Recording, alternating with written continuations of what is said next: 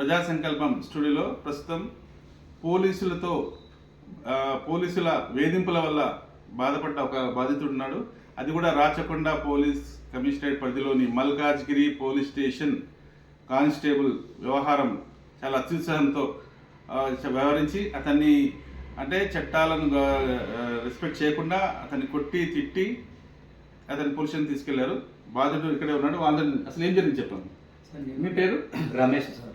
ఏం చేస్తారు మీరు? సెంట్రింగ్ పని సార్. సెంట్రింగ్ పని చేస్తారు. సీనార్ ఖాళీ ఇక్కడ రామంతపూర్. చూడండి, తను ఉండేది ఉప్పల్ పోలీస్ స్టేషన్ పరిధి రామంతపూర్లో ఉంటాడు.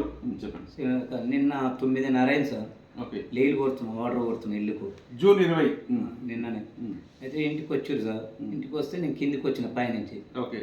ఎవరన్నా అంటే నేను కాంబినేషన్ అన్నాడు. ఏం పేరు? కాంబినేషన్ పోలీస్ ఆయనని. అంటే ఏంటికి వచ్చి కానిస్టేబుల్ అని చెప్పాడు. కానిస్టేబుల్ అన్నాడు. ఏంటికి వచ్చి సార్ అంటే నువ్వు డబ్బాలు దొంగతనం చేసినావంట, మెట్రోలు తెచ్చినావంట, కిరాయి కడతానంటే అడ్డికి అంటే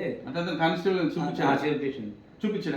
కార్డు ఏం చూపించాలి అంటే నేనే అడిగిన, ఏం సార్ షూలు వచ్చినాయి సార్, డ్రెస్ ఏదంటే నేను వేసుకోను, మేము అక్కడ ఉండేదంటే ఎందుకు సార్ అట్లా వచ్చారంటే లేదు నీ మీద పోలీస్ కంప్లైంట్ ఇచ్చిన. ఎన్ని రోజులు అవుతుంది సార్? 6 రోజులు అవుతుంది.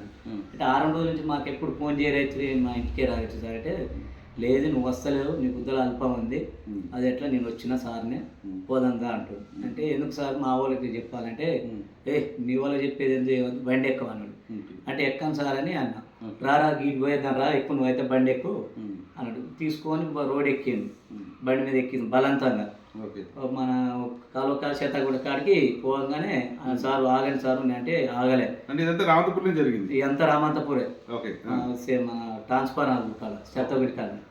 నేను ఆగు సార్, నిన్న వచ్చిన మీరు సరే మాట్లాడతాం సారు, డబ్బా కిరాయి తీసుకున్నాం, నేను కిరాయి అన్వర్ చేసిన, డబ్బాలు అన్వర్ చేయలే, చేస్తాం సార్ 2 రోజులు టైం అంటే లేదు వస్తావురా అని నేను బండి మీద కూర్చున్నాను. బలవంతంగా దిగుతుంటే వచ్చి గల్లా పట్టిండు, బండి పక్క పెట్టి 2-3 గుద్దులు గుద్దిండు.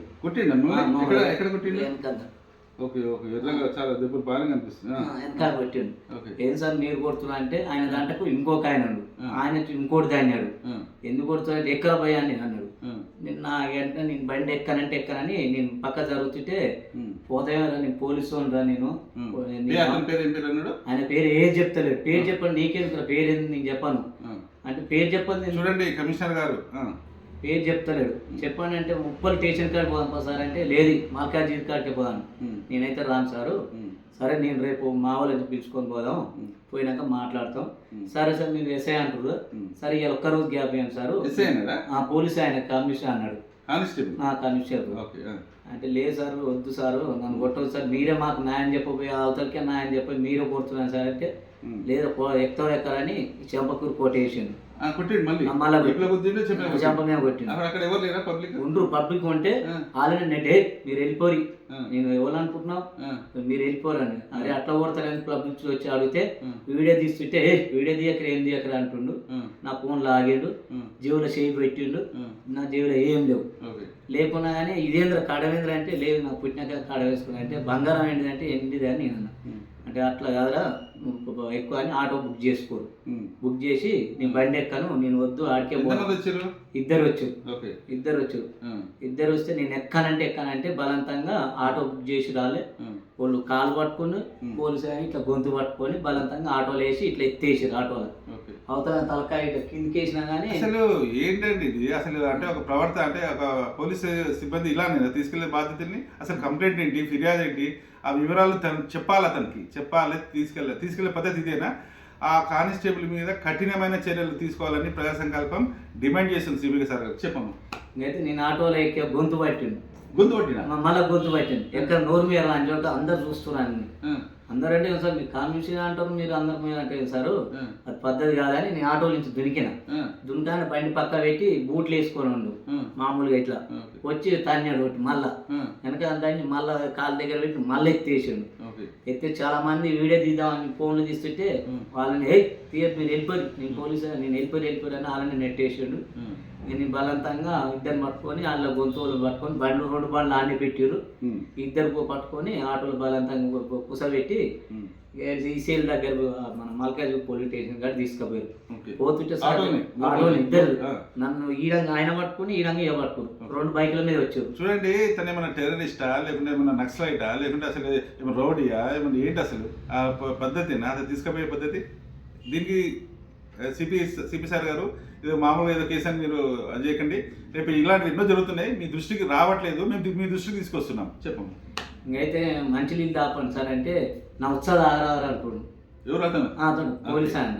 ఇప్పుడు తెలుస్తుంది ఎవరు ఎవరు చేస్తారో లేదు సార్ దూపు అవుతుందంటే ఇక పక్కన హోటల్ కాడ ఆపి నీళ్ళు తెచ్చారు సార్ అంటే పైసలు ఉన్నాయరా నీ దగ్గర అని సేవలో పెట్టాను. నా దగ్గర ఏం లేవు సార్, ఇప్పుడు నీళ్ళకి తాగుతానికి నీళ్ళకి పైసలు వేయరంటే లేదు నా దగ్గర లేదంటే నా కాడితే పైసలు లేవను అంటే మీరు ఎంత తీసుకురు సార్ ఆ సర్కార్ నుంచి కమిషన్ అని నేను అన్నా. అంటే నువ్వు ఇస్తావరా నాకు పైసలు 50,000 ఇస్తావా నేను వదిలిపెడతా కేసు పెట్టా నేను పెట్టినా లోపల. ఇప్పుడు ఇదంతా జరిగింది లోపల పొల్యూషన్ లేదు బయటనే ఆటోలో తీసుకోపోతుంటేనే పొల్యూషన్ పోయినాక పోలీస్ స్టేషన్ కాడ పోయినాక జరసేపు కూర్చున్నా లోపలికి ఏం తీసుకోపోలే బయటనే ఇట్లా ఉంటుంది పొల్యూషన్ బయటనే అది తీసుకుపోయి ఇట్లా పట్టుకొని కూర్చున్నా. ఆయన మంచినీళ్ళు ఉంటే మంచినీళ్ళు తాగినాక సార్ ఇక ఎస్ఐ సార్ లోపల తీసుకుపోతా అంటే నేను అడిగిన అంటే సార్ ఎందుకురా మేము లేవా నేనున్నాకేంది లంచోడక నువ్వు జాకెట్ తీసుకోవడానికి బుక్ లేదు సారు నిన్న నేను తెచ్చి లెక్క చూపిస్తా ఆయన ఎంత రాసిన అంటే ఆ స్టేషన్ కానీ సీసీ కెమెరా అయితే ఉంది దాన్నే ఒకటి వచ్చి మళ్ళీ ఒకటి చెంపకూరుకు మళ్ళీ ఒకటి వేసి స్టేషన్ అని. చూడండి సిపి సార్ గారు, ఇది పద్ధతి మీ పోలీస్ స్టేషన్ పోలీస్ కమిషనర్ పరిధిలో మల్కాజ్గిరి పోలీసులు చెప్తున్నారు. మన పోలీసులా కాదా దాని మీద ఎంకరేజ్ చేయాలా? పోలీస్ స్టేషన్లో కొట్టడం ఏంది అసలు? ఏ చట్టంలో కొట్టాలని చెప్పండి, చెప్పమ్మా.